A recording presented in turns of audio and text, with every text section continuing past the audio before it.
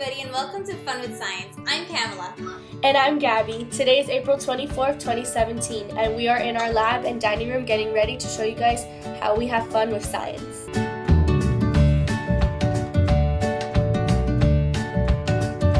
Today we are going to be showing you guys how different sound waves travel through different materials and mediums and why they do that. First of all, what is a sound wave? Vibrations create sound, which is a type of energy. Vibrating objects cause movement in, for example, air particles, where the particles start bumping into each other over and over again, making more particles vibrate over and over again until they run out of energy. This movement is called sound waves.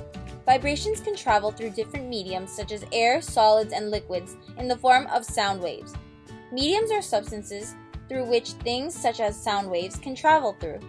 Now that we know the basis of our project, let's get our materials. The materials we will need are various utensils, a metal spoon, a piece of string about 3 feet or 1 meter long, a table, and a test subject. Now for our project's procedures. Step 1. Get your materials ready. Step 2. Get your string and spoon. Tie the middle of the string around the spoon handle. Step 3. Wrap the ends of the string around your fingers. Step 4. Gently swing the spoon so that it bangs into the table. Step 5. What does it sound like? It sounds like a ringing. Step 6. Now put your index fingers into your ears, but not in the ear canal, just outside of it. Step 7. Swing the spoon that is attached to the string and insert it in your ears so that it bangs against the table like done in Step 4. Step 8. What do you hear? I hear a ringing chime-like sound. Now repeat those same procedures using different utensils.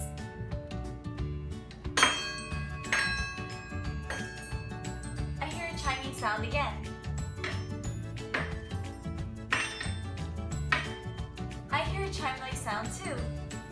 So now that we have done our experiment and have had fun, let's understand what is really happening in scientific terms.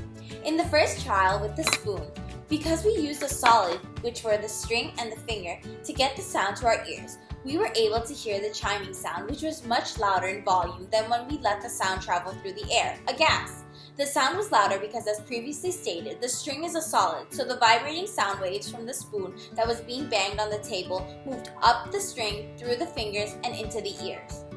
Sounds are usually stronger and louder when they travel through the mediums of solids and liquids than through air. The molecules in solids do not need to travel in order to vibrate another molecule and make the wave keep going. A lot of the wave energy moves through the string and finger into the ear and does not scatter like in the air. Another reason why the sound was louder is because a lot of energy is lost when waves pass from one medium to another, especially if they are different, such as solid or a gas. The sound waves move to different materials as they go from the spoon to the ear. Each material plays a necessary and vital role in the process of getting the sound waves to our ears. For example, if we did not use the string or fingers, the sound waves would travel from the spoon, which is the solid, to the air, which is the gas, and then to the soft tissue of our ears, which is a solid. Because these items are different, a lot of sound wave energy is lost and reflected back into the first material in the transmission to the different material. When the string and fingers are used, the sound waves are transmitted along more similar materials, which are a spoon, which is a solid, to a string, which is a solid, to the finger, which is also a solid, and finally to the ear, which is a solid as well. Less energy is lost or reflected in the transmission. The more energy from the sound wave that gets to our ears, the louder the noise is to us and sounds to us. A tone is sound in regards to its pitch, quality, and strength. A frequency is the speed of the vibration. So, the tone sounds different because some of the lower frequencies of sound are lost when they travel through the air.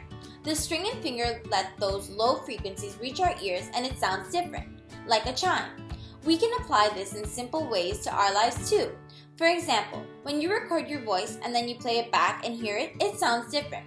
When we talk, we are mostly listening to the sound that travels through our bone to our ears, which is like hearing the spoon sound through the string and finger in our experiment. With a recording though, the sound travels to our ears through the air from the speakers, so some of those lower frequencies do not get to our ears.